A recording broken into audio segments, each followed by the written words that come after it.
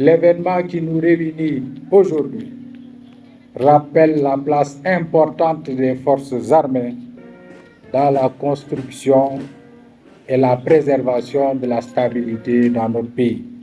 Mesdames, Messieurs, cette belle cérémonie est un moment de forte communion entre les forces de défense et de sécurité et les populations de la région de Ziguinchor. Elle nous donne également l'occasion de réaffirmer que les forces armées sont plus que jamais résolument engagées aux côtés des populations pour la défense du territoire, la sauvegarde de la paix et le développement de notre cher pays.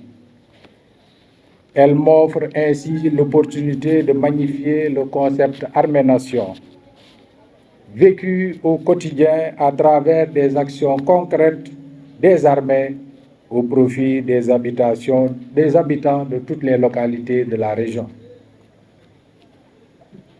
À ce propos, je peux citer les multiples missions de l'armée menées dans le cadre de l'accompagnement du retour des populations déplacées de Casamance.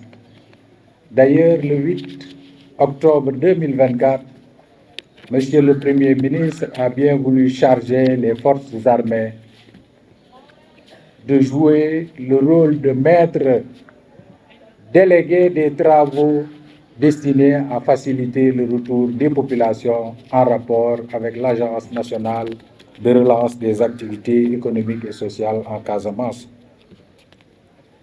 Membres des forces de défense et de sécurité, permettez-moi de saluer les énormes efforts consentis par les vaillantes unités en matière d'action de contrôle dans les zones frontalières, de sécurisation sur l'ensemble du territoire régional, de lutte effrénée contre l'immigration irrégulière, ainsi que toutes les autres formes de trafic illicite. Sans oublier, bien évidemment, les réponses apportées pour améliorer les conditions de vie de nos concitoyens.